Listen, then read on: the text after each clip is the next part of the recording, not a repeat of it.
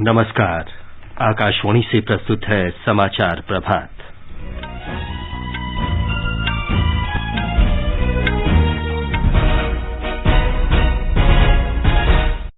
सरकार ने कच्चे पाम ऑयल, सोयाबीन और सूरजमुखी तेल पर 2.5% आधार शुल्क समाप्त किया। खाद्य तेलों की कीमतों में कमी के लिए कृषि उपकर भी घटाया। भारतीय जनता पार्टी ने कांग्रेस और अन्य विपक्षी दल शासित राज्यों में पेट्रोल और डीजल पर वैट नहीं घटाने और अपने राज्य के लोगों को राहत नहीं देने की आलोचना की। भारतीय जनता पार्टी की राष्ट्रीय कार्यकारिणी की बैठक कल नई दिल्ली में होगी। अफगानिस्तान पर दिल्ली क्षेत्रीय सुरक्षा संवाद की भारत मेजबानी करेगा। 10 नवंबर को राष्ट्रीय सुरक्षा सलाहकार स्तर की बैठक की अध्यक्षता अजीत डोभाल करेंगे। राष्ट्रव्यापी कोविड टीकाकरण के अंतर्गत अब तक 1,07,95,00,000 से अधिक कोविड रोधी टीके लगाए गए। विश्व स्वास्थ्य संगठन ने यूरोप में कोविड संक्रमण में बढ़ोतरी को देखते हुए चेतावनी दी। कहा, फरवरी तक यूरोप में कोरोना से 5 लाख और लोगों की मौत हो सकती है। दिल्ली सरकार ने कोरोना से निपटने में स्वास्थ्य सुविधाओं के लिए 1,544 करोड़ रुपए की मंजूरी दी। इलेक्ट्रॉनिकी और सूचना प्रौद्योगिकी मंत्रालय के विनिर्माण उत्कृष्टता केंद्र की सर्वाधिक लाभप्रद 3D प्रिंटिंग तकनीकी व्यवसाय के लिए आवेदन जमा करने का आज अंतिम दिन। गोवा फिल्म महोत्सव ने भारतीय पैनोरमा में प्रदर्शित होने वाली 25 फीचर और 20 गैर फीचर फिल्मों की घोषणा की। और T20 क्रिकेट विश्व कप में कल दुबई में भारत ने स्कॉटलैंड को 8 विकेट से हराया। आज अबुधाबी में ऑस्ट्रेलिया का वेस्टइंडीज से और शारजाह में इंग्लैंड का मुकाबला दक्षिण अफ्रीका से होगा।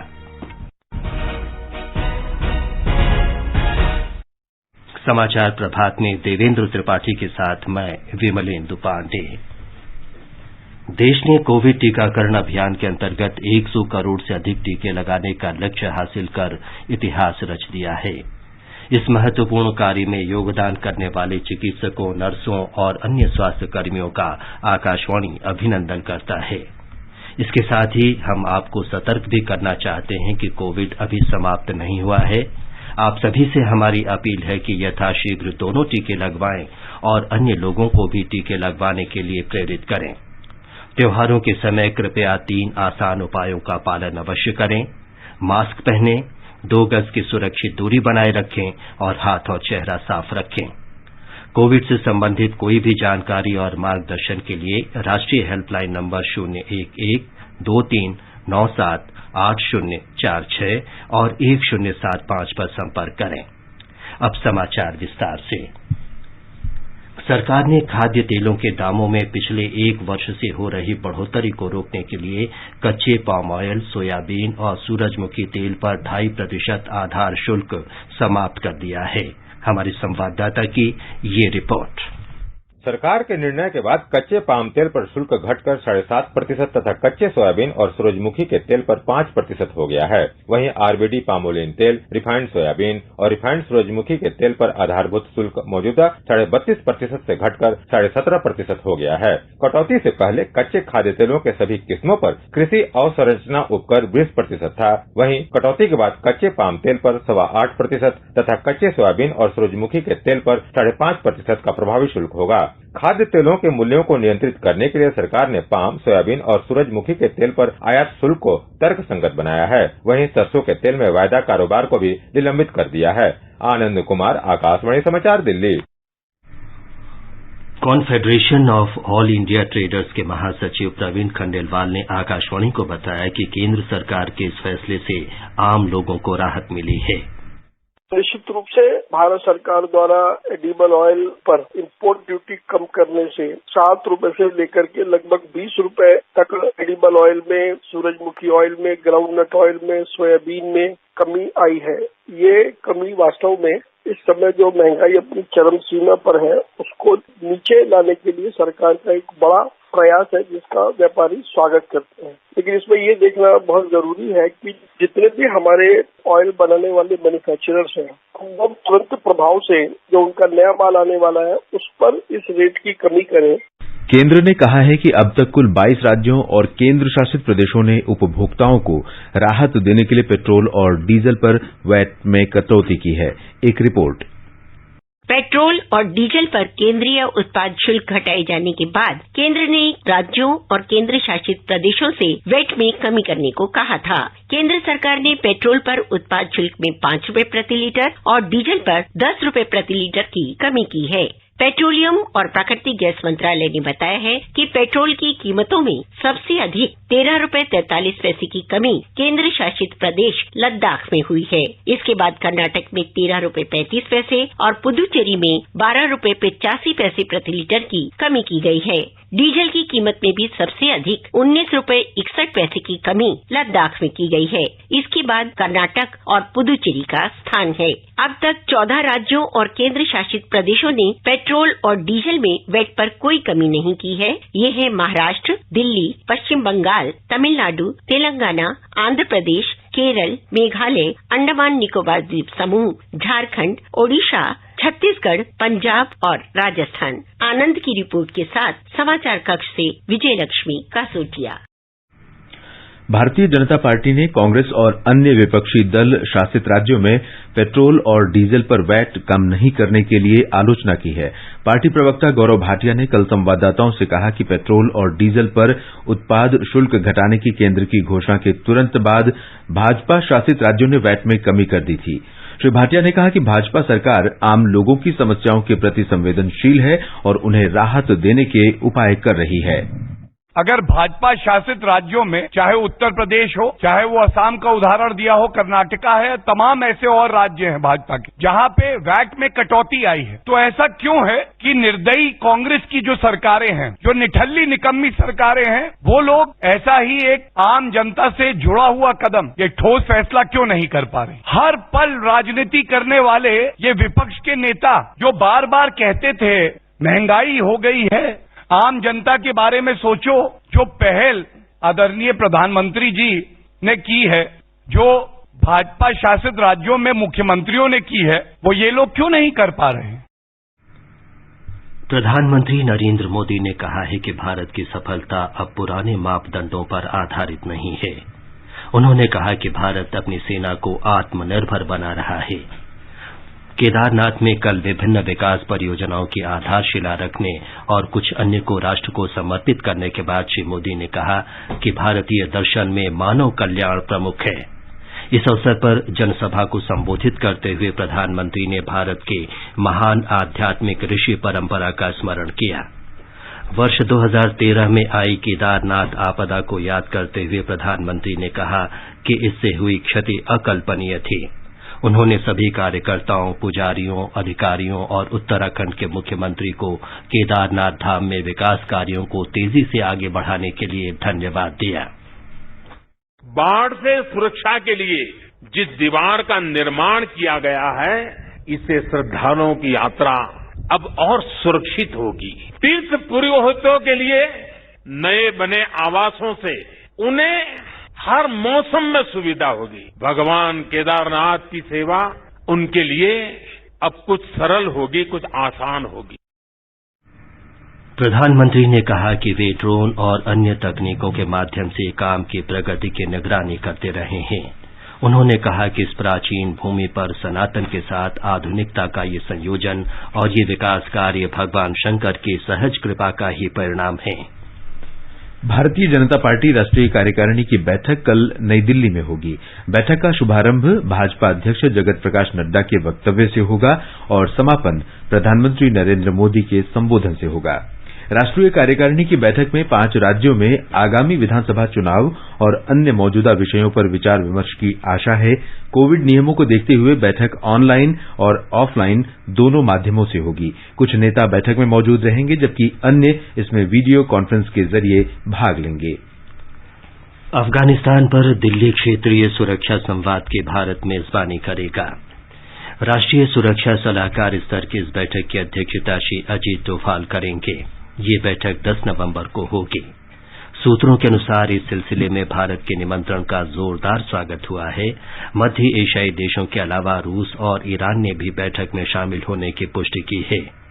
पहली बार न केवल अफगानिस्तान के सबसे करीबी पड़ोसी बल्कि मध्य एशिया के सभी देश इस बैठक में शामिल हो रहे हैं। ये उत्साहजनक प्रतिक्रिया अफगानिस्तान में शांति और सुरक्षा को बढ़ावा देने में भारत की भूमिका का महत्व उजागर करती है। सूत्रों के अनुसार इस बैठक के लिए चीन और पाकिस्तान को भी आमंत्रित किया गया है। उनकी औपचारिक प्रतिक्रिया की प्रतीक्षा है। हालांकि पाकिस्तान ने मीडिया के जरिए संकेत दिया है कि वो बैठक में शामिल नहीं होगा। सूत्रों के अनुसार बैठक में शामिल नहीं होने का पाकिस्तान का निर्णय दुर्भाग्यपूर्ण है, लेकिन आश्चर्यजनक नहीं है और ये अफगानिस्तान को अपने संरक्षण में रखने की उसकी मानसिकता दर्शाता है। आगे बढ़ने से पहले एक नजर मुख्य समाचारों पर। सरकार ने कच्चे पाम ऑयल, सोयाबीन और सूरजमुखी तेल पर 2.5% आधार शुल्क समाप्त किया। खाद्य तेलों की कीमतों में कमी के लिए कृषि उपकर भी घटाया। भारतीय जनता पार्टी ने कांग्रेस और अन्य विपक्षी दल शासित राज्यों में पेट्रोल और डीजल पर वैट नहीं घटाने और लोगों को राहत नहीं देने की आलोचना की। भारतीय जनता पार्टी की राष्ट्रीय कार्यकारिणी की बैठक कल नई दिल्ली में होगी। अफगानिस्तान पर दिल्ली क्षेत्रीय सुरक्षा संवाद की भारत मेजबानी करेगा। 10 नवंबर को राष्ट्रीय सुरक्षा सलाहकार स्तर की इस बैठक की अध्यक्षता श्री अजीत डोभाल करेंगे। राष्ट्रव्यापी कोविड टीकाकरण के अंतर्गत अब तक 1,07,95,00,000 से अधिक टीके लगाए गए। विश्व स्वास्थ्य संगठन ने यूरोप में कोविड संक्रमण में बढ़ोतरी को देखते हुए चेतावनी दी। कहा, फरवरी तक यूरोप में कोरोना से 5 लाख और लोगों की मौत हो सकती है। दिल्ली सरकार ने कोरोना से निपटने में स्वास्थ्य सुविधाओं के लिए 1,544 करोड़ रुपए की स्वीकृति दी। इलेक्ट्रॉनिकी और सूचना प्रौद्योगिकी मंत्रालय के विनिर्माण उत्कृष्टता केंद्र के सर्वाधिक लाभप्रद 3D प्रिंटिंग तकनीकी व्यवसाय ग्रैंड चैलेंज के लिए आवेदन जमा करने का आज अंतिम दिन। गोवा में भारतीय अंतर्राष्ट्रीय फिल्म महोत्सव के भारतीय पैनोरमा में प्रदर्शित होने वाली 25 फीचर और 20 गैर फीचर फिल्मों की घोषणा की। और T20 क्रिकेट विश्व कप में कल दुबई में भारत ने स्कॉटलैंड को 8 विकेट से हराया। आज अबू धाबी में ऑस्ट्रेलिया का वेस्टइंडीज से और शारजाह में इंग्लैंड का मुकाबला दक्षिण अफ्रीका से होगा। देश में 1 अरब 7 करोड़ से अधिक कोविड रोधी टीके लगाए जा चुके हैं। अब तक 107 करोड़ 95 लाख से अधिक टीके लगाए गए। इनमें से 74 करोड़ से अधिक टीके पहली डोज के रूप में और 33 करोड़ 93 लाख दूसरी डोज के रूप में लगाए गए। केंद्र राष्ट्रव्यापी टीकाकरण अभियान के अंतर्गत राज्यों और केंद्र शासित प्रदेशों को निःशुल्क कोविड वैक्सीन उपलब्ध करा रहा है।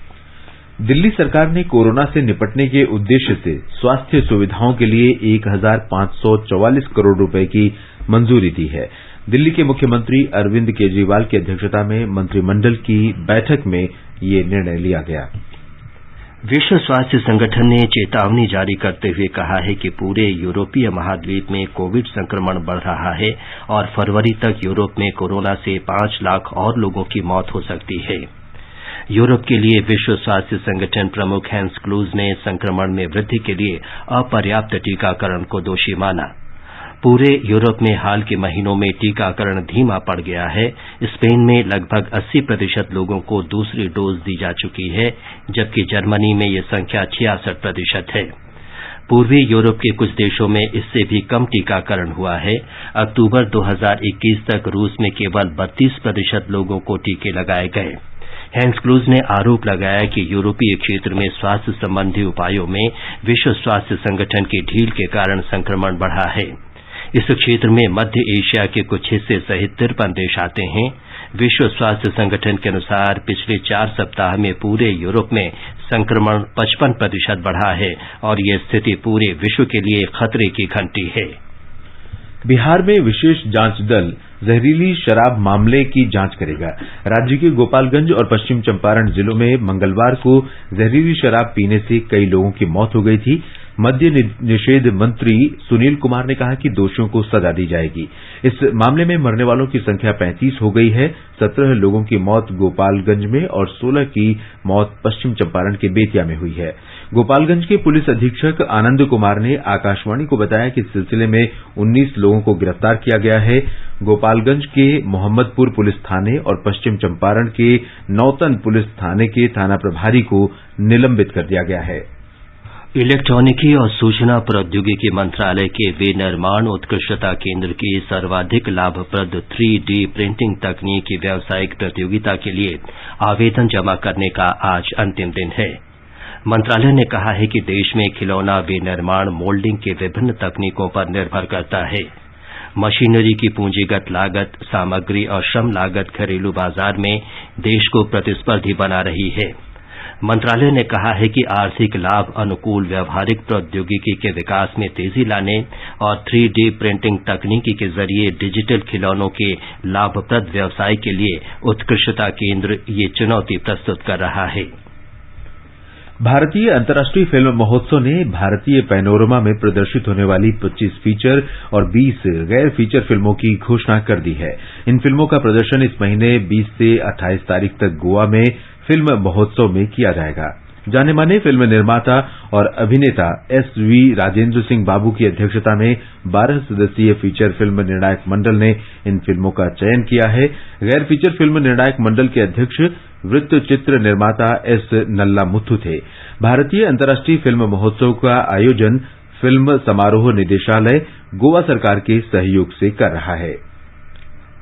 भाई दूज का पावन पर्व आज आस्था और हर्षोल्लास से मनाया जा रहा है।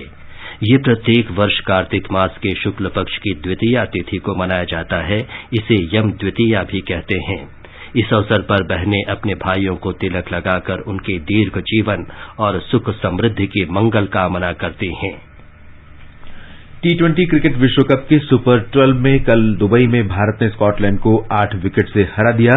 पहले बल्लेबाजी करते हुए स्कॉटलैंड की टीम केवल 85 रन पर सिमट गई। मोहम्मद शमी और रविंद्र जडेजा ने 3-3 विकेट और जसप्रीत बुमराह ने 2 विकेट लिए। जवाब में भारत ने केवल 6 ओवर और 3 गेंद में जीत का लक्ष्य हासिल कर लिया।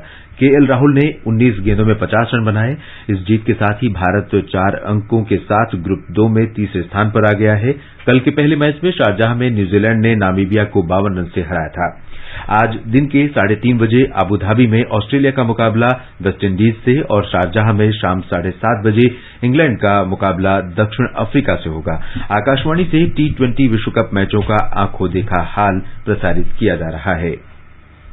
आजादी के अमृत महोत्सव के अंतर्गत आइए अब सुनते हैं आकाशवाणी की विशेष प्रस्तुति आजादी का सफर।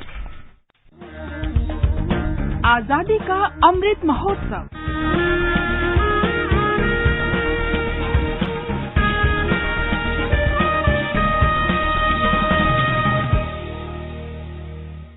आजादी का सफर आकाशवाणी के संग। भारत का गौरवशाली स्वतंत्रता संग्राम आधुनिक विश्व के अब तक के सबसे बड़े संघर्षों में से एक है। आकाशवाणी समाचार लेकर आता है प्रतिदिन आपके लिए इसी संग्राम की एक झलक।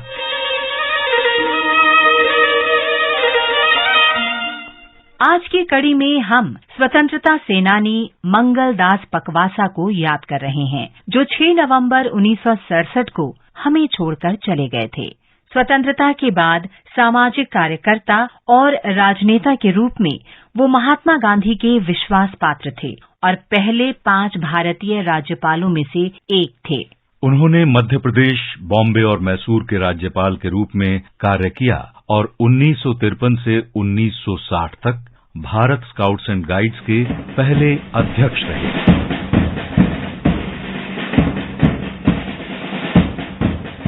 मंगलदास पकवासा का जन्म 7 मई 1882 को मुंबई में हुआ था। उन्होंने 1903 में बॉम्बे विश्वविद्यालय से स्नातक की उपाधि प्राप्त की और हिंदू कानून में अर्नोल्ड छात्रवृत्ति पर कानून की पढ़ाई पूरी की। वो स्वतंत्रता संग्राम आंदोलन से जुड़े और सविनय अवज्ञा आंदोलन के दौरान दांडी मार्च में भाग लेने के लिए उन्होंने एक सफल वकील के रूप में अपने करियर को छोड़ दिया। उन्हें इस दौरान गिरफ्तार कर जेल में डाल दिया गया था। मंगलदास अखिल भारतीय ग्रामोद्योग संघ के एक प्रमुख सदस्य थे और उन्होंने इसके मानद कानूनी सलाहकार के तौर पर भी काम किया। भारत की स्वतंत्रता के बाद वो सामाजिक तथा राजनैतिक रूप से सक्रिय रहे और बॉम्बे विधान परिषद के सदस्य बने। 6 नवंबर 1968 को मंगलदास का निधन हो गया, लेकिन वे अंतिम समय तक भारत के नागरिकों तक पहुंचने के लिए प्रतिबद्ध रहे। हम इस महान गांधीवादी के राष्ट्रवादी उत्साह को सलाम करते हैं।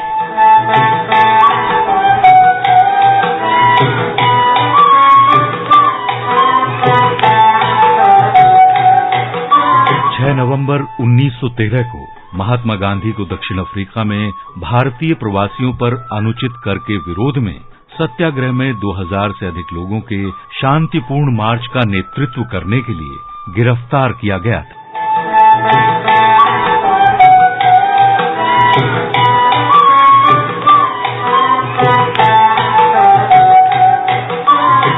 जैसा कि कहा जाता है कि दक्षिण अफ्रीका में अन्याय के विरोध में भारतीयों का नेतृत्व करना गांधी जी के सीखने की अवस्था का हिस्सा था। उन्होंने दक्षिण अफ्रीका में अपने अनुभवों से भारतीय समुदाय की विविधता और भिन्न भिन्न धर्मों, जातियों या पंथों के बावजूद सभी लोगों को खुली छूट देने के महत्व को समझा। इन अनुभवों ने उन्हें भारत के सामने लंबे संघर्ष के लिए एक खाका प्रदान किया।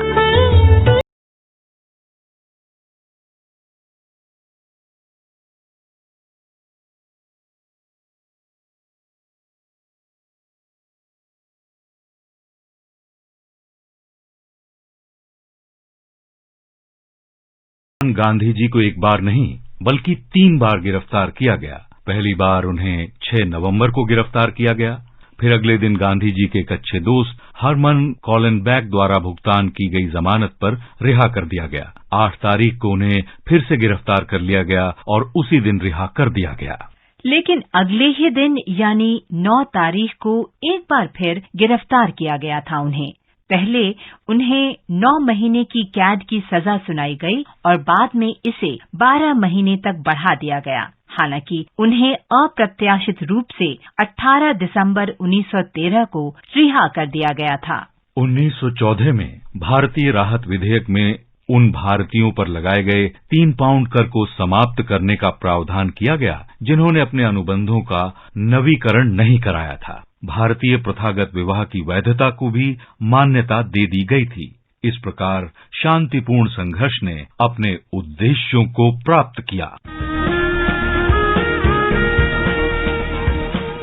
इसके साथ ही आजादी का सफर आकाशवाणी के संग श्रृंखला का ये अंक समाप्त हुआ। मिलते हैं कल अगली कड़ी में।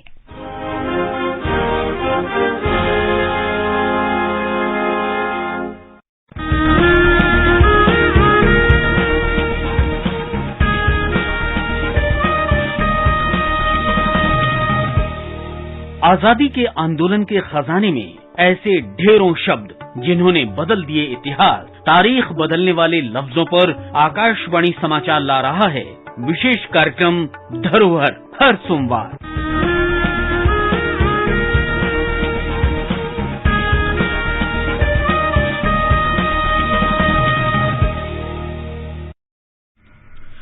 राष्ट्रीय राजधानी दिल्ली में वायु गुणवत्ता अब भी गंभीर श्रेणी में बनी हुई है। केंद्रीय प्रदूषण नियंत्रण बोर्ड के अनुसार राष्ट्रीय राजधानी का वायु गुणवत्ता सूचकांक आज सुबह 7 बजे 448 दर्ज किया गया। और अब एक नजर आज के मौसम पूर्वानुमान पर। राजधानी दिल्ली में आज सुबह धुंध छाई रही। दिन में भी आंशिक रूप से बादल छाए रहने और तेज हवाएं चलने की संभावना है।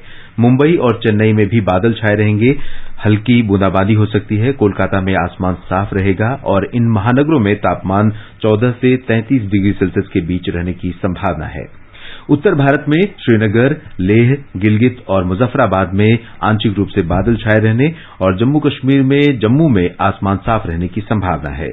इन स्थानों पर न्यूनतम तापमान 0 से 5 डिग्री सेल्सियस नीचे और अधिकतम तापमान 27 डिग्री सेल्सियस के आसपास रिकॉर्ड किया जा सकता है। पूर्वोत्तर में गुवाहाटी, इम्फाल और अगरतला में सुबह कोहरा छाया रहा, लेकिन बाद में आसमान साफ रहने का अनुमान है। शिलांग में आंशिक रूप से बादल छाए रहेंगे। आइजोल, कोहिमा, गंगटोक और ईटानगर में आसमान साफ रहेगा। इन स्थानों पर तापमान 10 से 31 डिग्री सेल्सियस के बीच रिकॉर्ड किया जा सकता है। हैदराबाद, विशाखापत्तनम और तिरुवनंतपुरम तथा पुदुचेरी में भी बादल छाए रहेंगे। हल्की से मध्यम वर्षा या गरज के साथ बौछारें गिर सकती हैं। इन जगहों पर तापमान 20 से 32 डिग्री सेल्सियस के बीच रहने की संभावना है। ये समाचार हमारी वेबसाइट newsonair.gov.in/hindi पर भी उपलब्ध हैं। देवेंद्र, बताएं कि आज के समाचार पत्रों में क्या विशेष है। जी विमलेंदु। दीपावली के बाद राजधानी दिल्ली में प्रदूषण अखबारों की बड़ी खबर है। नवभारत टाइम्स के शब्द हैं, प्रदूषण का धमाका, 6 वर्ष में सबसे प्रदूषित रही दीपावली। दिल्ली एनसीआर में खूब हुई आतिशबाजी, धुंध छाई, हवा बेहद खराब अवस्था में पहुंची। हिंदुस्तान की बड़ी खबर है, पेट्रोल और डीजल की कीमतों में उत्पाद शुल्क में कमी के बाद केंद्र ने अब खाद्य तेलों पर बड़ी राहत दी। कच्चे पाम ऑयल, सोयाबीन और सूरजमुखी जैसे खाद्य तेलों में आधार शुल्क सहित कृषि उपकर में बड़ी कटौती। केदारनाथ में विकास कार्यों की शुरुआत पर राष्ट्रीय सहारा ने प्रधानमंत्री के बयान को सुर्खी दी है। तीर्थ स्थलों के विकास से भारत का गौरव लौटा। प्रधानमंत्री ने आदि शंकराचार्य की प्रतिमा का किया अनावरण। लोक सत्य का शीर्षक है, अपनी विरासत के प्रति आत्मविश्वास जगा। पंजाब केसरी की बड़ी खबर है, जहरीली शराब से कई लोगों की मौत, बिहार के 2 जिलों में कहर, 11 की हालत गंभीर, 3 लोगों की आंखों की रोशनी गई। जनसत्ता ने मरने वालों की संख्या 33 बताई है। दैनिक जागरण की सुर्खी है, अफगानिस्तान पर भारत की बुलाई बैठक पर पाकिस्तान की लामबंदी विफल, रूस और ईरान समेत अन्य मध्य एशियाई देशों ने भाग लेने पर सहमति व्यक्त की। अमेरिका में नेशनल असेसमेंट टेस्ट में घटते स्कोर पर दैनिक भास्कर की टिप्पणी है, गणित में कमजोरी से परेशान अमेरिका, 1 सदी में यह तय नहीं कर सका कि बच्चे रटें या समझें। अमेरिकी कंपनियां साइंस, टेक्नोलॉजी, इंजीनियरिंग और गणित के कौशल वाले लोगों के लिए बेसब्र हैं। परमाणु इंजीनियर, सॉफ्टवेयर डेवलपर्स और मैकेनिकल तकनीशियनों की भारी कमी। अंत में मुख्य समाचार एक बार फिर। सरकार ने कच्चे पाम ऑयल, सोयाबीन और सूरजमुखी तेल पर 2.5% आधार शुल्क समाप्त किया। खाद्य तेलों की कीमतों में कमी के लिए कृषि उपकर भी घटाया। भारतीय जनता पार्टी ने कांग्रेस और अन्य विपक्षी दल शासित राज्यों में पेट्रोल और डीजल पर वैट नहीं घटाने और राज्यों के लोगों को राहत नहीं देने की आलोचना की। भारतीय जनता पार्टी की राष्ट्रीय कार्यकारिणी की बैठक कल नई दिल्ली में होगी। अफगानिस्तान पर दिल्ली क्षेत्रीय सुरक्षा संवाद की भारत मेजबानी करेगा। 10 नवंबर को राष्ट्रीय सुरक्षा सलाहकार स्तर की इस बैठक की अध्यक्षता अजीत डोभाल करेंगे। राष्ट्रव्यापी कोविड टीकाकरण के अंतर्गत अब तक 1,07,95,00,000 से अधिक कोविड रोधी टीके लगाए गए। विश्व स्वास्थ्य संगठन ने यूरोप में कोविड संक्रमण में बढ़ोतरी को देखते हुए चेतावनी दी। कहा, फरवरी तक यूरोप में कोरोना से 5 लाख और लोगों की मौत हो सकती है। दिल्ली सरकार ने कोरोना से निपटने में स्वास्थ्य सुविधाओं के लिए 1,544 करोड़ रुपए की स्वीकृति दी। इसके साथ ही समाचार प्रभात का ये अंक समाप्त हुआ। नमस्कार।